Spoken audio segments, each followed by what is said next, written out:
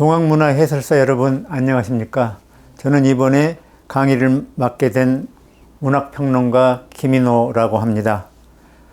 제가 2달 전에 1860 근대의 시작이라는 역사 관련 서적을 썼습니다. 그 책을 바탕으로 동학혁명에서 빛의 혁명이라는 주제로 여러분들께 강의를 하겠습니다. 먼저 문학평론가인 제가 역사에 대해 관심을 갖게 된 것은 이제 그동안 서구 철학과 서구의 정신사 이런 것들을 주로 공부를 했고, 그것을 바탕으로 해서 우리나라 대표적인 소설가들 그리고 현대의 소설가들에 대한 글들을 분석하고 해석하는 그런 일들을 해왔는데, 그런 일을 하는 가운데에서 항상 갈증이 있었어요.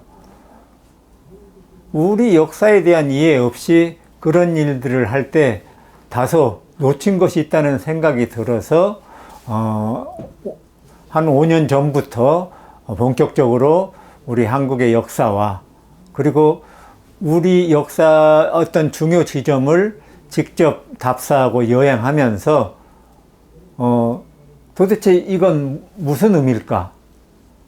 말하자면 제가 첫 번째로 동학에 관심을 갖게 된 계기이기도 한데, 우금티 고개의 동학기념탑을 바라보면서 어째서 이 동학농민혁명군은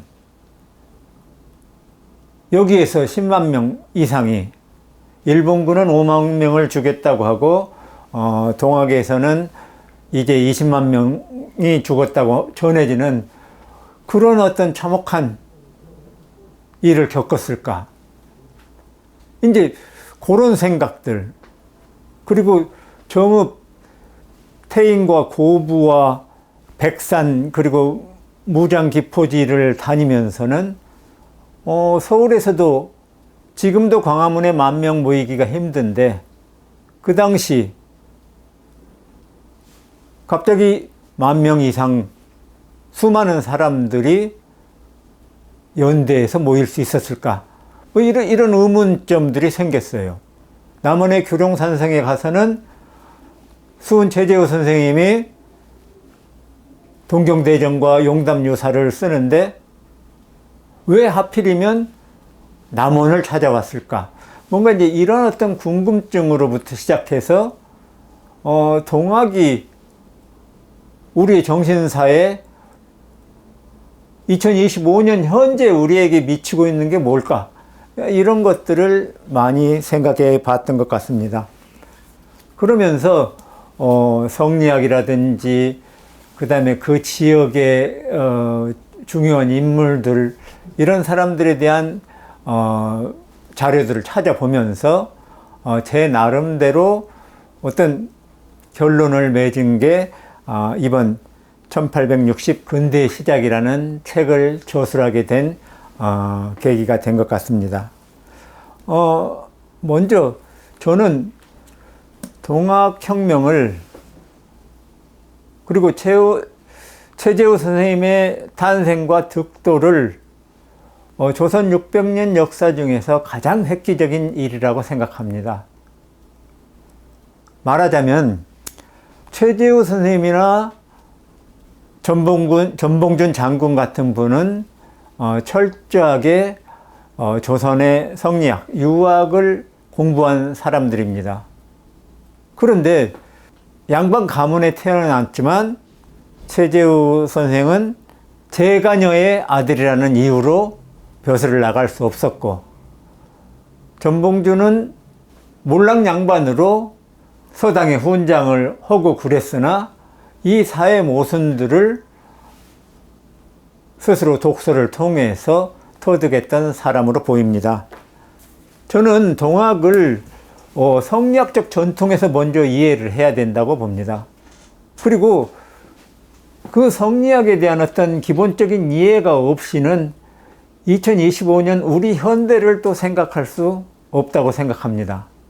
우리의 DNA 속에는 우리는 조선은 망할 수밖에 없는 형편없는 나라다, 이런 어떤 인식들이 자리 잡고 있는데, 어쩌면 그런 것들은 일본이 강화도 조약 이후로 이 나라를 침범하면서, 혹은 그 전에 임진, 정유 재란 때 우리 문화재 뭐 이런 것들을 다 약탈해가고, 일본 임진왜란과 정유재란 때 코를 베간 것만 12만 5천이라고 하니까, 일본인은 임진왜란 때나 동학혁명 때 수십만 명을 학살한 사람들입니다. 그런데 그런 학살을 한 일본에 대한 생각하기보다는 동학은 동비란이다, 그런 식으로 반란이다 하는 방식의 어떤 이해가 제가 소년 시절에 유년 그리고 중고등학교 다닐 시절까지 주로 배웠던 논리입니다. 그리고 거기에서 일어난 수많은 일들이 식민사관에 의해서 일본의 어떤 조작에 의해서 이제 우리에게 직접적으로 설명되거나 잊혀져 있습니다.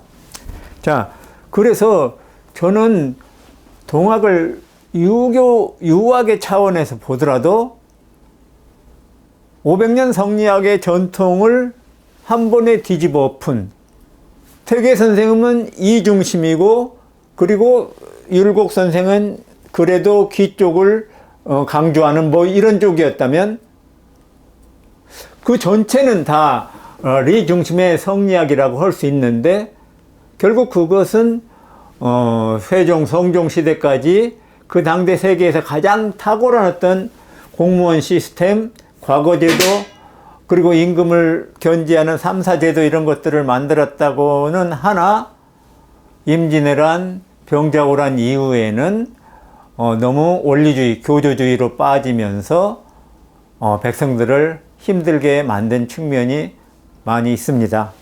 병자호란 당시에 허균은 홍길동전을 쓰면서 이제 양반만, 본처 아래에서 태어난 양반만 사람인 거냐, 서자도 인정해 달라라고 말했지만 조선 왕조가 끝날 때까지 역적으로 몰렸습니다. 그러니까 허균은 리 중심의 성리학에 약간 변화를 주는 정도의 어떤 혁명을 꾀했다면, 그래서 율도국 가서 서자 없는 세상을 만들지는 몰랐으나 이제 백성들을 전체를 해방시키는 그런 일을 하지는 못했습니다. 그런데 정말 서자 출신이라고 할 수 있는 최재우 선생은 그걸 통째로 뒤집어 엎어서 기 중심의 유학, 그러니까 민중 대중 유학이라고 할 수 있는 그런 혁명적인 이 발상을, 득도를 했다, 이렇게 저는 생각합니다. 수훈 선생이 말하는 지기, 지극한 기라는 것은 결국에는 성리학에서 말하는 원리인 리를 뒤집어 엎어버리는, 그래서 이제 백정이나 모슴이나 여자나 어린아이도 똑같이 하늘이 되는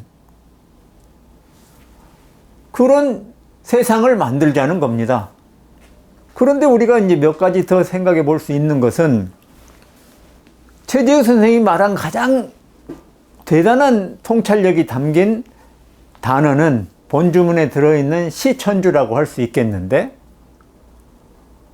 시천주는 바로 하늘을 내 내부에 모신다, 이런 놀라운 발견입니다.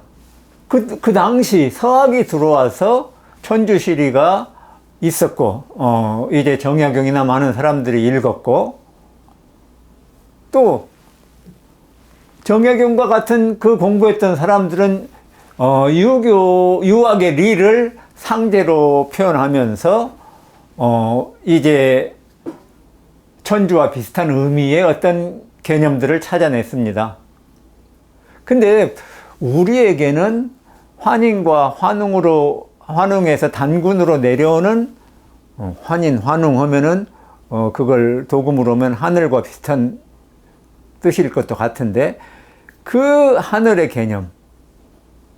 그 다음에 최재우 선생님이 말씀하신 그리고 누추한 최재우 선생 부인과 아들이 있는 골방에 나타나신 하느님. 그 하느님과 최재우 선생은 붙잡고 기뻐합니다. 내가 마침내 너를 찾았다. 하느님은 그렇게 말씀을 하시고 최재우는 이제 그것에 감격합니다. 그 하느님이 천주교의 하느님과 유교의 하느님과 어떻게 다른가? 혹은 같은가? 하늘이라고 하는 것은 뭐 우주와 통하는 문일 수도 있겠고 우리 한국 사람들이 또 가장 친숙하게 받아들이는 어떤 그런 개념입니다. 근데 천주교의 가톨릭의 하느님은 야훼라고 하는 하느님으로서 절대적인 권위를, 명령을, 금지를 내리는 내가 하라는 대로 해야 되는 그런 하느님입니다. 그런데 최재우 선생이 만난 하느님은 이제 너를 만났으니까 나도 내 역할을 할 수 있다. 단군 신화에서 환인 아래 환웅이 이 땅에 내려오면서 그리고 우리 애국가에 나오는 하느님이 보호하사 이런 하느님은 뭔가 이 땅에 좋은 세상을 한번 만들어 보겠다. 지상 천국을 만들겠다는 그런 한반도의 지상 천국을 만들어 보겠다는 어떤 그런 개념을 갖고 있는 하느님입니다. 그 하느님인 최시영 선생에 이르면 내 내부에서 양천주라고 해서 성장하고 더 위대해지는 하느님이고 그리고 이 최재우 선생님의 하느님이 이제 시천주로 모셔지면 이제 나는 어떤 양반이나 왕족이나 그 누구와도 대등한 인간이 되고 그래서 그 하느님과 함께 이 세상에 나가서 좋은 세상을 만들어 보게 됩니다. 그래서 저는 이 시천주라는 말에 주체성이라는 말을 붙여서 시천주 주체성 그리고 그것을 득도한 1860년이야말로 근대의 시작이라고 과감하게 말합니다. 제가 문학 평론가로서 문학 박사학위를 받고 그리고 이제 문학의 근대 기점이나 많은 것들에 대한 논의에도 참여하고 그랬는데 전체적으로 보면은 근대의 시작을 갑오개혁으로 보느냐 강화도 조약으로 보느냐 혹은 문학에서는 1919년 3.1운동으로부터 봐야 된다? 아니다. 그건 다 제대로 근대성을 파악하지 못한 거다. 4.19 혁명으로 보던 게 타당하다. 이런 논의까지 있습니다. 하지만은 이런 것들의 가장 큰 문제는 이 땅에 한민족, 우리 국민의 어떤 특성들을 대단히 잘못 파악하고 있고 그리고 식민지와 전쟁의 폐허 속에서 70년 만에 세계 10대 강국으로 만든 그것도 남한만 이런 우리의 저력이 억지로 서양에서 주어진 근대성 혹은 일본이 우리를 침략하기 위한 명분으로 삼아서 만든 어떤 그런 논리 속에서 근대성을 받아들였다면 대부분의 나라가 이 50년이나 70년 이 동안에 이런 방식의 합리적인 그리고 유럽이나 미국에 비교해도 손색이 없는 민주주의를 이룰 수 있었을까?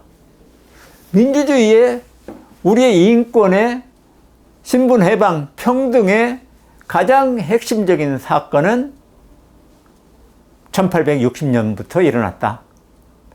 그리고 놀라운 것은 그때 누구도 그런 생각을 하지 않았는데 최재우 선생은 한글로 용담유사를, 한글 노래, 우리의 문학작품을, 종교적, 철학적 그런 내용을 백성들한테 직접 대화를 하자고 만드신 거예요.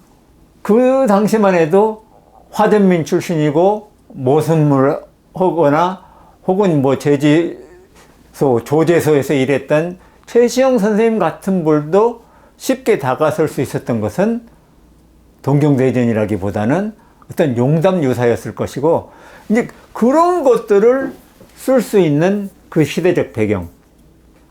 다시 이제 이런 것들을 생각해 보면서, 우리의 19세기는 정말 그렇게 치욕스러운 잘못된 세기였을까?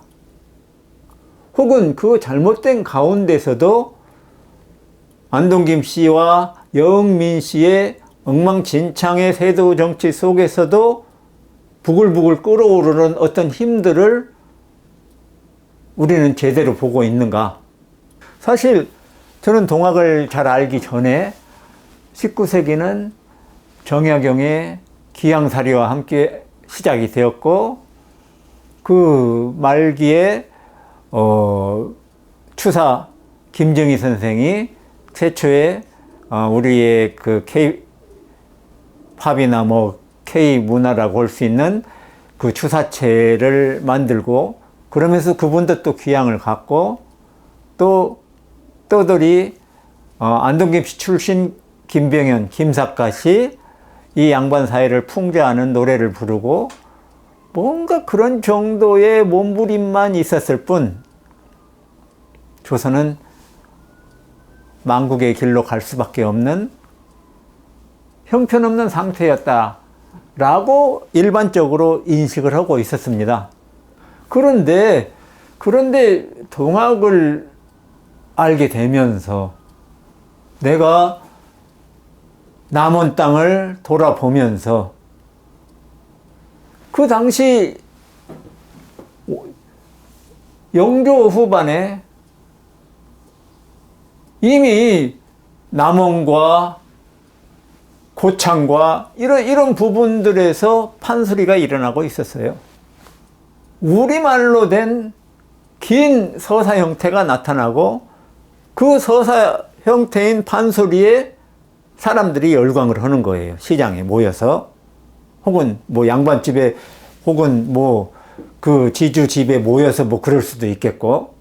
근데 그게 직접 관객과 소통을 하면서 관객이 좋아할 구절을 찾아가면서 거기에서 양반을 풍자하고 비판하고, 수군가에서는 무능한 왕조를 조롱하고, 심청가에서는 그래서 눈 멀어버린 이 수많은 백성들이, 봉사처럼 살아가는 사람들이 어느 순간 눈뜨게 되는 환희를 보여주는 어떤 그런 장면들. 그렇다면 이것이야말로 저절로 용담유사의 그 가사들이, 한글 가사들이 나온 건 아니다. 이런 생각을 하게 되고, 또 정읍의 들판에 가서 호남 평야의 광대한 들판, 혹은 일본인들 그 가옥이 지금도 남아있는 신태인의 이 화오리 용서마을 이런 데 가보면서 일본인이 노렸던 것은 무엇이고 또 정읍이라는 땅에서는 어떻게 동시에 그 반경 30리 내에 전봉준, 김계남, 손아중, 김덕명, 김인배, 최경선, 손여옥, 오지영 이런 사람들이 동시다발로 동학의 리더가 나오게 될 수 있었을까? 그 정읍에 이 만경강에 서부터 펼쳐지는 호남 평야를 바라보면서 그리고 백산 전적지와 황토영과 뭐 이런 곳들을 돌아가면서 생각이 드는 것은 관군이 마을을 지나갈 때는 약탈과 부녀자 겁탈과 뭔가 이런 일들이 많이 벌어지는데 동학농민군은 그런 일이 하나도 없이 말하자면 엄격한 군기 속에서 도둑질하거나 여자를 건들거나 그리고 적이라도 함부로 살해하는 그런 일이 없었던 거예요. 매천 황현의 저술에 그런 것들이 동학에 대해서는 부정적인 견해를 밝히지만 동학군이 얼마나 질서정연했는가 이런 것들을 말씀하십니다. 자, 다시 어떻게 해서 호남의 들판에서 10,000명 넘는 사람들이 동시다발적으로 일어날 수 있었을까? 이런 것들을 한번 여러분들이 생각해 보면 좋을 것 같아요. 이 송기숙은 녹두장군의 가장 탁월한 부분은 둘의 이야기입니다. 농민들이 그 농사할 때 서로 돕는 어떤 둘의 어떤 걸로 해서 이제 전봉준과 많은 사람들이 일어났다. 이렇게 이야기하는데 제가 볼 때는 그건 두레라기보다도 향회. 말하자면 정읍은 태인은 전국인의 고연항역이 500여 년 전부터 일어났고 그리고 지금까지도 고연항역의 전통이 이어지고 있습니다. 최재호 선생이 교룡산성에서 용담묘사를 쓸 때 이웃 산청 진주 쪽에서 유계춘이 밀란을 일으켰는데 유계춘은 산에서 나무하는 나무꾼이라고도 하지만은 유계춘이 산청 진주 쪽에 향회를 대표해서 사람들을 모았다고 이야기가 나옵니다. 실제적으로 향회라는 것이 선비 중심으로 이루어지고 중인과 그 밖에 양민들을 포함하는 그런 조직인데 지금으로 따지면 면수제지 한 2개, 3개까지 합해 놓는 그런 규모로까지 이루어진 것으로 알 수 있겠고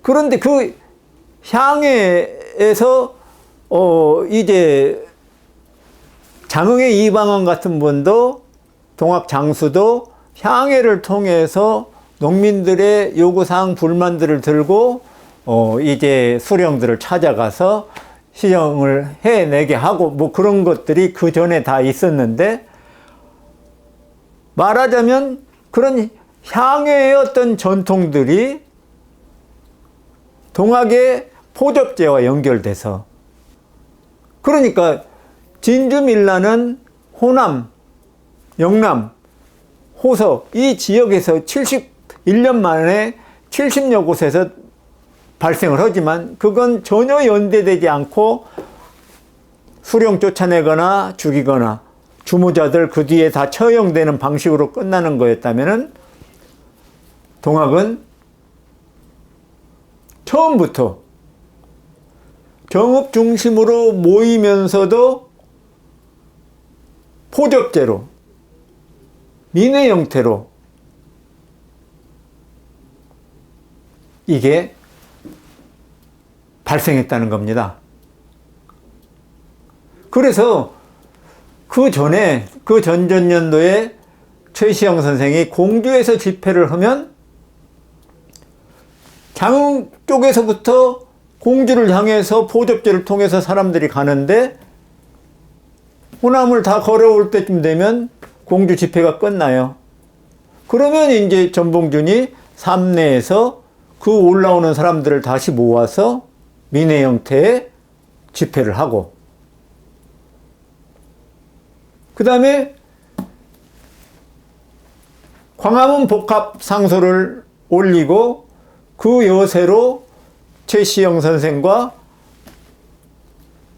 손병희와 수많은 사람들이 보훈 집회를 3만 명이 열 때, 또 밑에서부터 올라오는 수많은 사람들이 원평 금구에 모여서 만여 명 이상이 다시 집회를 갖는, 그러니까 고부봉기를 전봉준이 일으키고, 그러자 그 고부봉기를 일으킨 상태에서 무장의 손아중은 3천, 원평의 김덕명은 2천, 태인의 김계남은 1,500, 이런 농민군을 다 대비시키고 있는 거예요.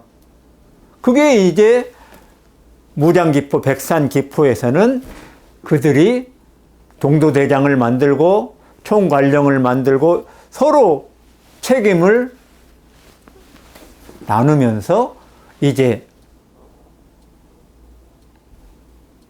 동학농민혁명을 이루는 거예요. 근데 또 이제 사람들은 왜 전봉준은 그렇게 멋진 혁명을 일으켰으면 바로 서울로 쳐들어가서 임금을, 나라를 뒤집어 엎어야지 왜 그렇게 미적거리고 있었냐, 그게 혁명가의 태도냐, 뭐 이런 식의 말씀을 하는 분들이 있습니다. 근데 세상에 뭐 혁명이 쉬운 것도 아니고, 그리고 우리가 지금 역사 속에 주어진 상황을 해석하는 거지, 그게 뭐가 잘못됐다라고 말하는 것보다는 왜 그렇게 해야 됐는가? 도대체 전봉준, 김덕명, 김계남, 손아중의 전략은 무엇이었을까?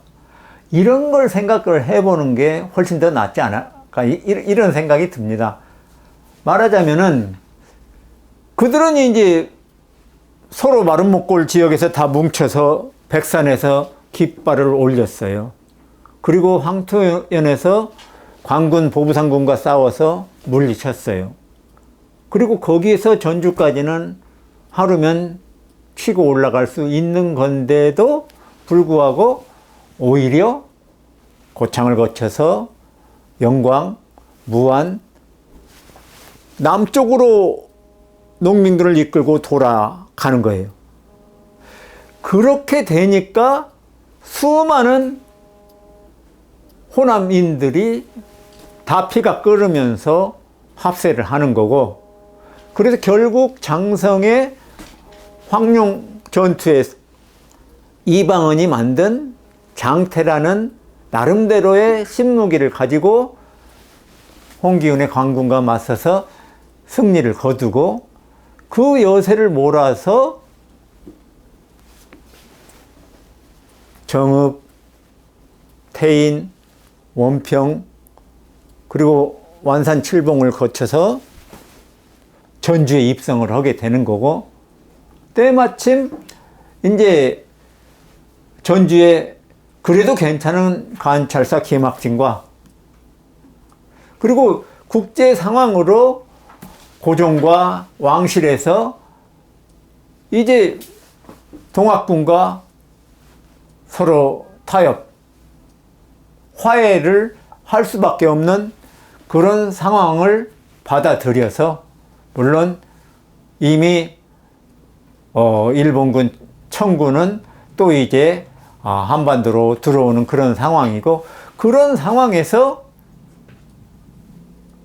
전봉주는 전주 화약을 받아들여서 호남 전체 53개소에 이제 집강소를 세우게 됩니다.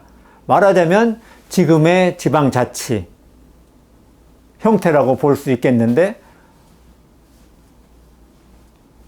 집강소의 집강, 접장을 다 세우면서 조선의 한반도에서 한 번도 경험해 보지 못한 민과 관, 민관 협치 혹은 백성 주도의 지방자치를 실험하게 되는 겁니다. 생각해 보세요. 그랬을 때 그걸 실현하지 못한 바로 이은 영남, 바로 위에 호서 지역이 다 피가 끓어요. 우리도 저런 세상 한번 맛보고 싶다. 박경리 선생님이 통영에서 태어났는데, 통영은 하동, 진주 거쳐서 남해 거쳐서 한참 가야 되는 곳임에도 그 지역에서 김계주는 호남에서는, 남원에서는 양반들이나 다 뭐 폭군 형태의 어떤 혁명가로 몰아세우지만 가장 열망하는 지도자로 그분이 이쪽까지 내려오기를 고대했다. 뭐 이런 식의 이야기를 하시는 거예요. 자, 어쨌든 이런 장황한 이야기를 하게 되었는데, 우리는 그 당시 동학혁명이 얼만큼 놀라운 민중적 지지를 받았는가. 심지어 황해도, 평안도, 강원도 전역이 동학군의 깃발만 보면은, 그리고 그들이 치는 꽹과리, 징, 이런 통합회들의 소리만 들리면 다 피가 끓었다는 그런 기록들도 종종 볼 수 있습니다. 저는 지금 그런 것부터 시작해서 우리의 역사는 수동적으로 만든 게 아니라 서구의 어떤 이념들에 의해서, 누군가의 조작에 의해서 이 동학혁명이 이루어진 것이 아니고, 우리의 힘으로, 만국의 시대라고 하지만 19세기에도 우리는 교육열이 높았고, 그리고 집집마다 다 책이 있었고, 어떤 식으로 보면은 확실한 역사적 근거가 있는 것은 아니지만은 정약용 선생의 경세유표와 같은 책들을 이제 필사를 통해서 그 남도와 전라북도 이쪽으로 퍼져서 이제 정읍을 중심으로 한 동학혁명 주도 세력들이 이제 기정진의 향촌 방어책이라든지 정약용의 경세유표라든지 동경대전이라든지 혹은 그 지역에 성행하던 천주 가톨릭의 사상, 이런 것까지도 대비하면서 서로 토론을 통해서 민주주의적인 어떤 것들을 만들지 않았는가. 뭔가 이제 이런 생각을 해보게 된다는 겁니다. 한편 우리는 최재우 선생을 높이고, 최재우 선생보다, 그리고 또 동학혁명을 일으킨 이 전봉준 선생을 높이는 반면 최시영 선생을 너무 나약하신, 뭔가 조금 이런 분으로 몰아가는 경향이 있습니다. 그런데 어떤 점에서 보자면은 최재우 선생은 짧게 2년 6개월 동안 책을 저술하고 영남 지역을 중심으로 20여 개의 접을 만들고 그러다가 순국을 하십니다. 근데 최재우 선생이 가장 잘한 일 중에 하나가 최시영이라는 인물을 알아본 겁니다.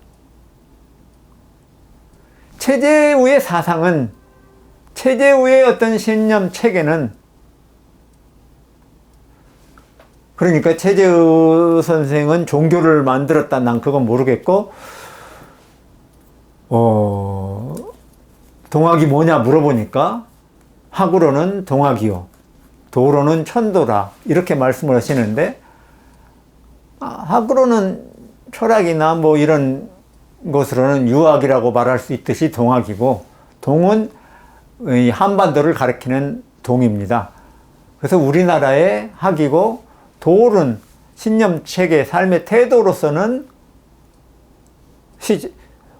천도다, 하늘의 도다, 뭔가 이제 이런 말씀을 하시는데, 그것을 가장 잘 민중 가슴 속을 파고들게끔 만든 분이 최시영입니다. 최시영 선생은 그야말로 36년간 1898년에 돌아가셨으니까 최재우 선생님을 보신 이후로 36년 동안 거의 빨치산처럼 도망 다니신 분입니다.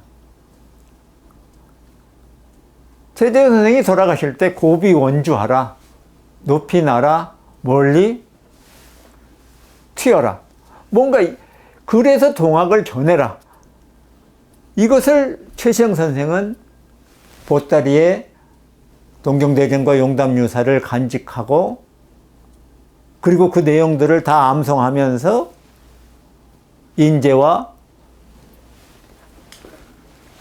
천안 뭐 이런 곳 등지에서 이제 출간을 하기 시작합니다.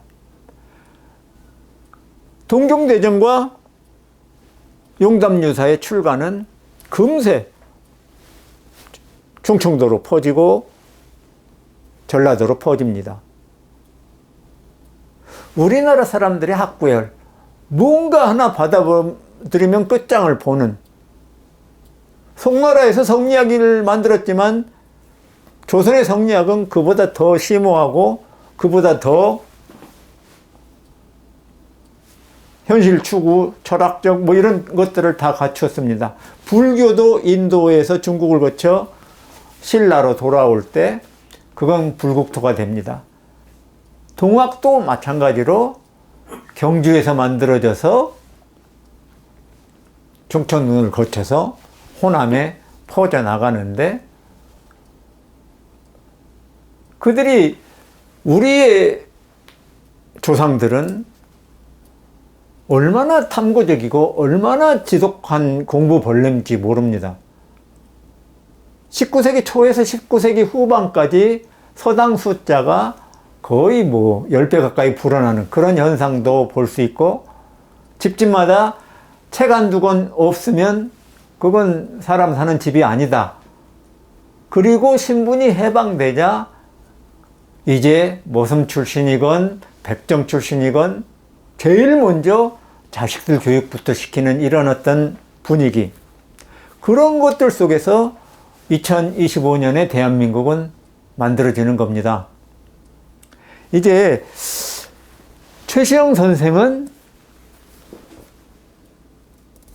예수 이후에 바울과 같은 존재다, 뭔가 그렇게 생각할 수 있을 정도로. 근데 바울은 당대 최고의 지성인이었고, 그리스, 히라보에 능통한 그런 학자 출신이었다면, 최시영 선생은 천자문 정도나 뗀, 그리고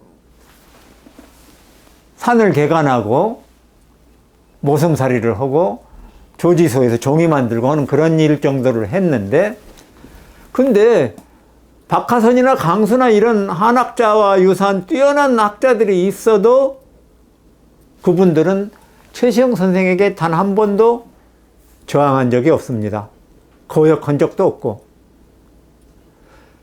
최시영 선생은 놀라울 정도로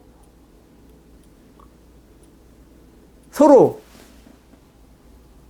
아랫사람이라고 할 수 있는 사람들과도 언제나 의논하고 민주적으로 의사결정을 하는, 그래서 이필재라는 이 선동가, 자기가 직접 수은 선생을 만났다고 주장하는 그 사람이 병풍바위에 찾아와서 우리가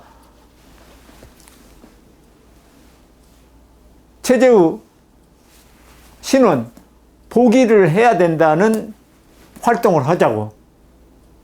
그리고 이제 영해에서 혁명을 일으킵니다. 근데 이런 일들이 최시영이 이필재의 게임이 빠져가지고 고생길에 들어섰다, 뭐 이렇게 이야기하는 사람들이 있는데, 사실은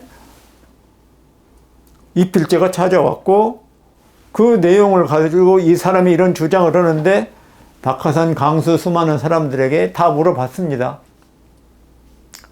그런 뒤에 이제 모두가 이번에는 우리도 저항을 해야 된다, 한번 우리 목소리를 내야 된다는 것에 따라서 지금 영해 밀란 혹은 영해 혁명이라고 할 수 있는 그런 일을 일으키고, 그리고 이필재는 잡혀 죽고, 이제 최시영 선생은 1월산으로 영월로 정선으로 산 사람이 되어서 이제 튀게 되는데, 어쨌든 최시영 선생이 가장 훌륭한 점은 30년 넘게 죽지 않고 끝까지 살아남아서 경전을 지키고 경전을 출간했지만, 그 사이에 이 산 사람들, 백성들, 모섬들, 여자들을 설득할 수 있는 역량을 보입니다. 가장 대중적인, 가장 쉬운 용어로 우리가 만들고자 하는 세계에 대한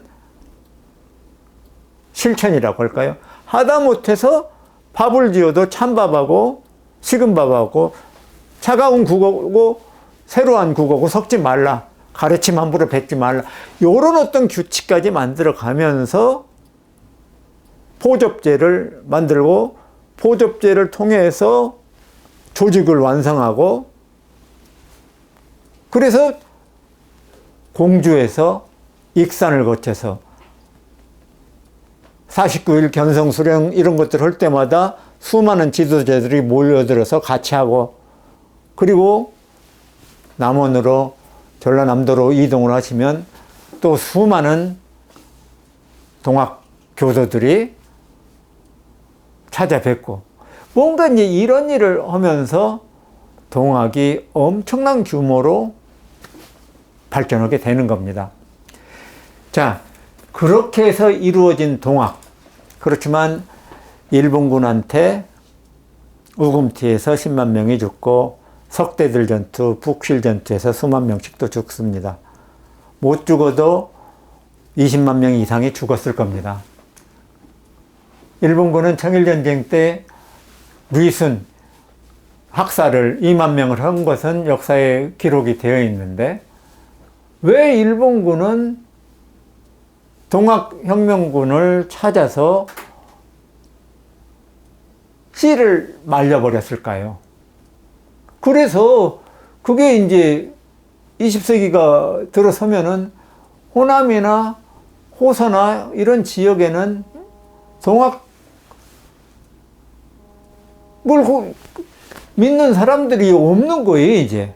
다 이제 평안도 쪽에, 그쪽이 이제 주도해서 이제 천도교 세력이 되고, 이제 새로운 어떤 종교로 만들고 그런 일들이 벌어지는 거죠. 자, 그래서 이제 우리가 생각해야 될 것은 그렇게 해서 비참하게 학살을 당하면서 끝나버린 동학이 왜 현재까지 이어진다고 말할 수 있는가? 놀라운 것은 동학은 다 죽어서 그들의 죽음은 피가 썩어서 거름이 되고 흩어져 있습니다. 어쩌면 원한의 눈빛만 남았을지 모릅니다. 그런데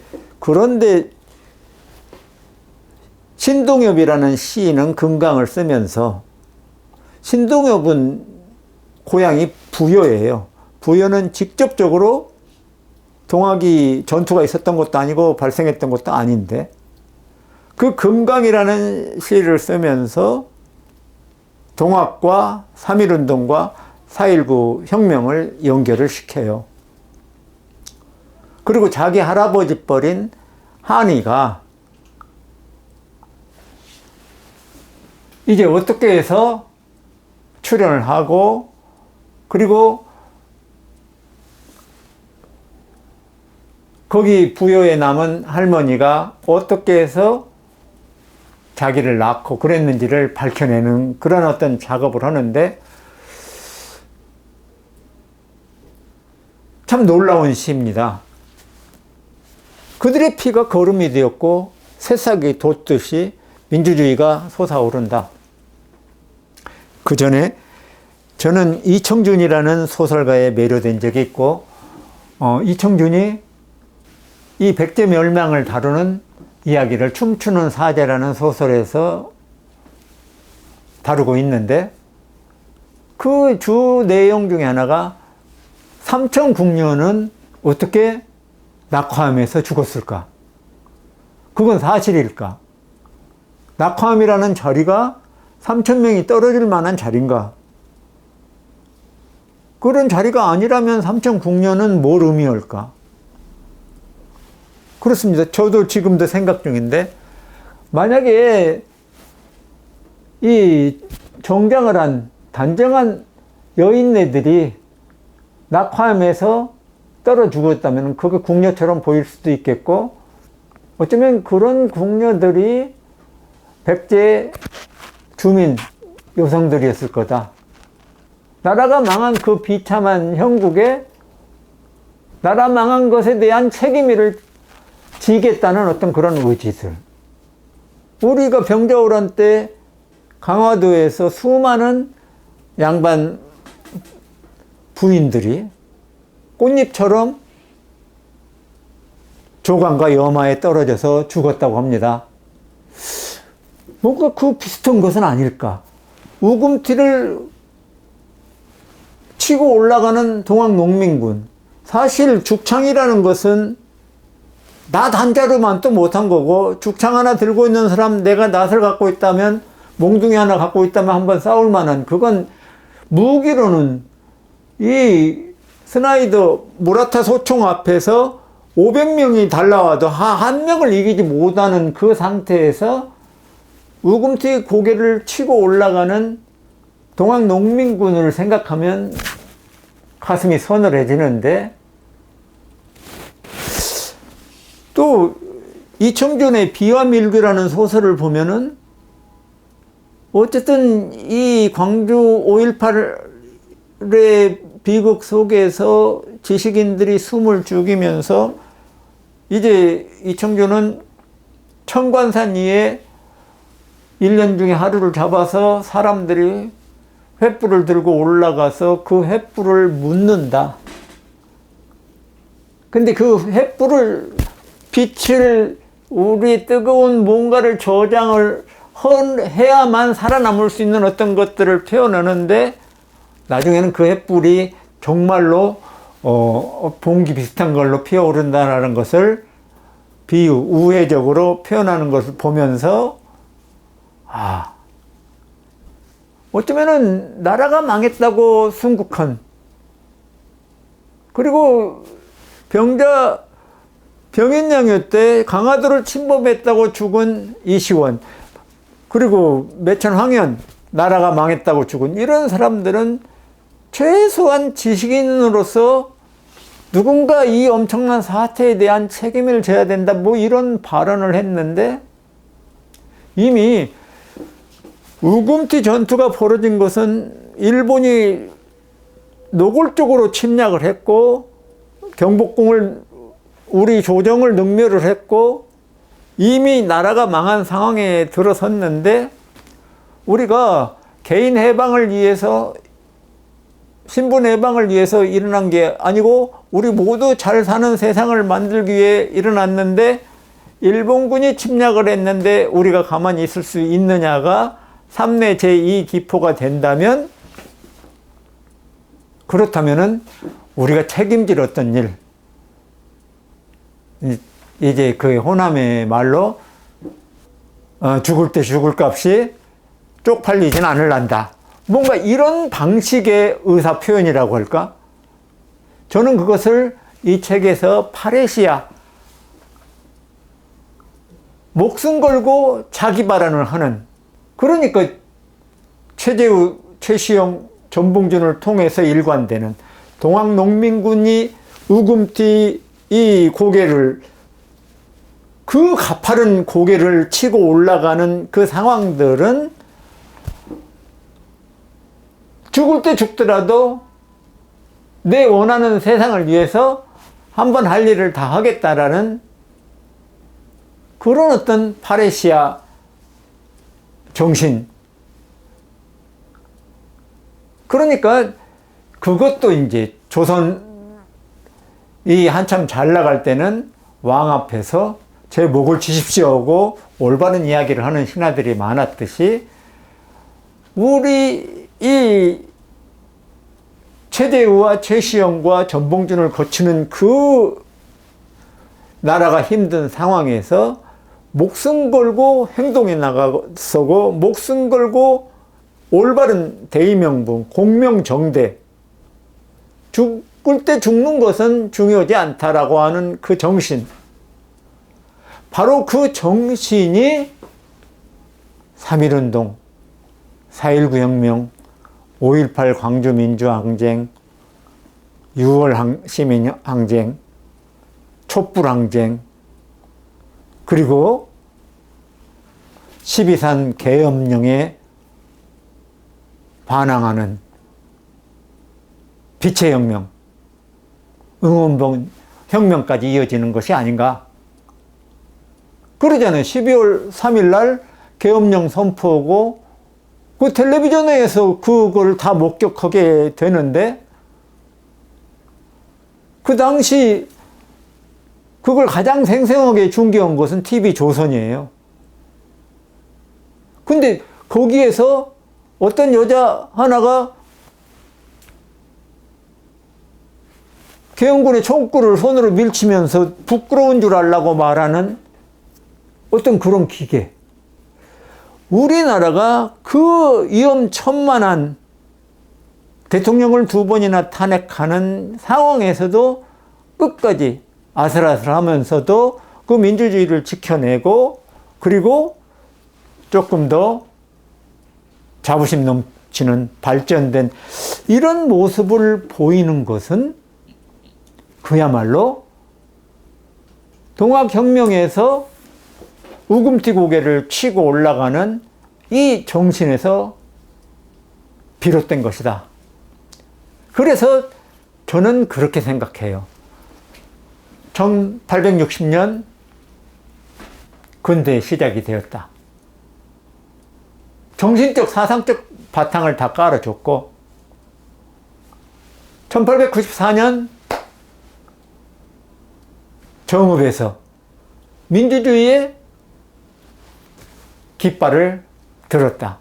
동학농민군이 일어났다는 것이고, 그리고 우금티 고개에서 그야말로 우리는 통곡의 벽을, 저는 우금티 고개의 통곡의 벽을 세워야 된다고 생각합니다. 모두가 우리가 잘못되었을 때 뭐가 잘못되었는지를 가서 참여할 수 있는, 10만이 죽어간 그 농민군의 한을, 그리고 그들의 어떤 자신감을, 그들의 열망을 우리는 같이 추모할 수 있는 그런 게 되어야 된다고 생각합니다. 저는 문학평론가입니다. 어찌 보면 역사를 잘 모르는 사람이었을 수도 있습니다. 그런데 우리 땅을 내 발로 걷고, 그 발로 걸으면서 이제 거기에서 뭔가 가슴이 떨리고 뭔가 거기서 솟아올라오는 것 같은 그런 기운들이 느껴져요. 이제 그걸 통해서 남원에서, 원주에서, 하동에서, 고창에서, 우금티에서, 정읍에서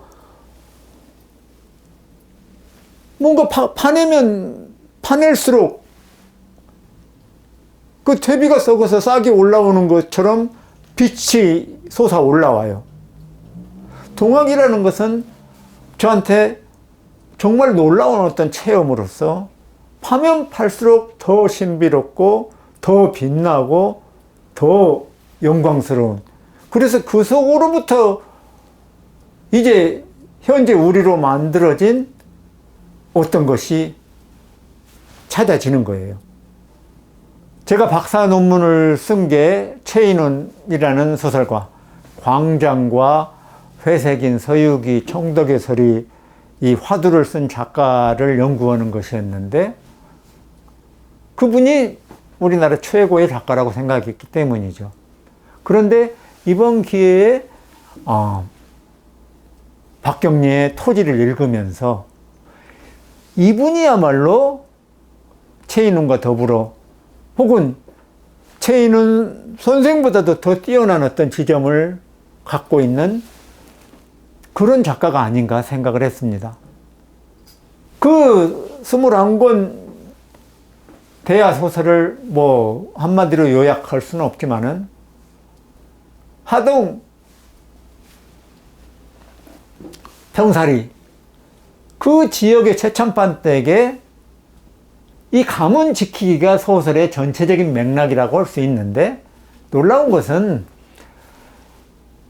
영남의 가문 지키기 뭐 이런 것들은 한국 전쟁 때도 영남은 별로 크게 손상을 받지 않은 곳이 많아서 지금까지도 가문 지키기가 잘 되고 있는 것 같습니다. 가장 전통적인 한국의 모습을 영남에서 볼 수 있을 것 같은데, 어쨌든 박경리는 최참판댁의 그 가문을 남자들이 지키는 것보다 여자들이 지키는 것으로 만듭니다. 최치수와 뭐 이런 사람들은 몰락을 해버리고 이제 윤씨 부인 별당아씨 서희로 연결되는 여자 계보를 통해서 최참판댁을 망했으나 더 크게 되살려내는 이런 것들을 보여주는데, 그 보여주는 힘의 핵심은 뭐냐? 그쪽 남자들이 아니라 지리산이라고 하는 새로운 문명, 새로운 힘이, 지식이 몰려오는 그쪽 세력을 받아들였기 때문입니다. 윤씨 부인은 어쨌든 영국사에서 김계주의 씨앗을 잉태해서 구천이 기만을 낳고, 별당아씨는 최치수를 피해서 구천이와 기만과 도주를 하고, 기만은 계속 뭐 동학과 연결된 활동을 하고, 그리고 또 그 지리산에서 뭐 그 절에서 키워진 아이인 길상이 이제 서희의 몸종 역할을 하다가 종국에 끌려가듯 서희와 결혼하게 됩니다. 그것을 거부하고 반발하면 할수록 하지 못하고 이제 그런 어떤 지리산 세력의 세 남자가 최첨판택이라는 우리 전통적 그런 이 가문에 합해지면서 그게 1898년에서 1945년까지 우리 강복 직전까지 최시영 선생이 죽은 해부터 이때까지의 역사를, 식민지 시대 역사를 쭉 말하고 있는데, 바로 이제 대한민국이 건국하는 과정, 최참판댁이 되살아나는 과정, 그리고 길상이 지리산 절에 들어가서 관음상을 그리는 장면, 이런 것들이 마치 현재 2025년에 대한민국의 국민, 시민 의식, 그리고 그들이 지향하는 미적 세계, 이런 것까지 다 보여주는 것처럼 보여요. 토지를, 동학을 염두에 두고 읽으면 얼마나 재미있고 감동적인지 몰라요. 이 원주라는 도시는 우리나라 민주화의 성역으로 원주시장부터 원주 시민들이 다 다시 만들어야 될 곳인데, 원주를 만든 핵심적인 정신은 최시영입니다. 최시영이 원주에서 잡혀 들어가서 바로 순국을 했고, 그리고 마지막 남은 원주의 동학 정신들이 연면이 이어져 오다가 장일순이라는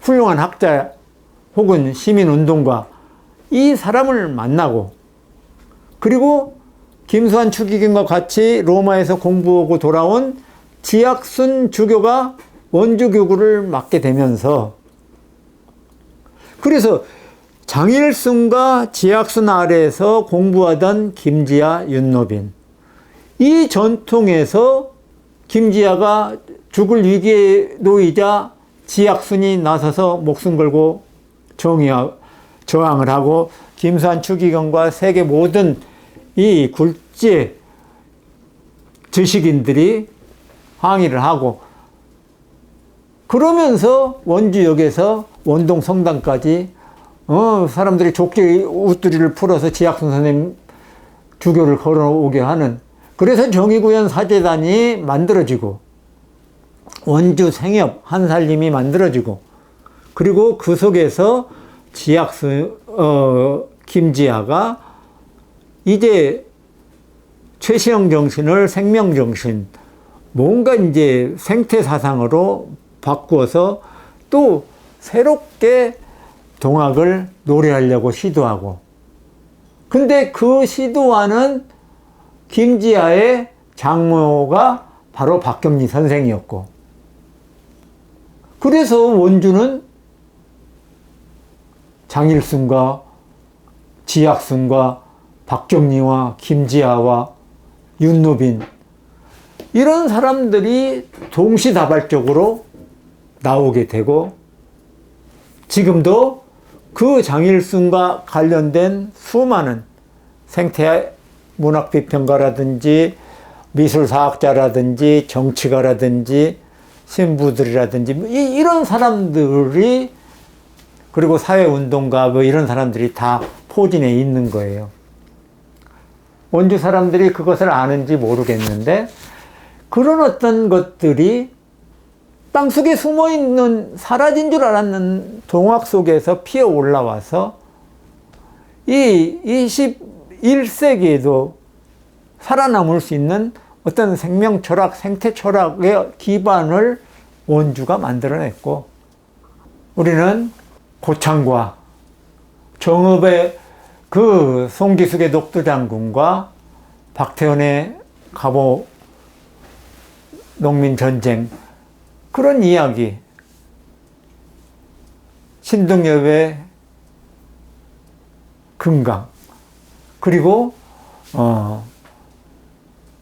이돈화의 동학당, 뭔가 이런 글들, 그리고 최재우 선생의 용담유사, 이런 내용들을 문학적인 관점에서 바라보더라도 어쩌면 우리 현대 문학사도 자꾸 이광수의 무정으로부터 시작을 하고, 주요한의 시로부터 시작하고 막 그러는데, 사실은 이런 근대 기점을 최재우의 용담유사로부터, 그리고 근대 요소들을 이 향해를 통해서 읍회 민회로 발전하는 과정, 그리고 전봉준의 폐정개혁, 그 다음에 농민군의 규율, 그리고 최시영 선생의 놀라운,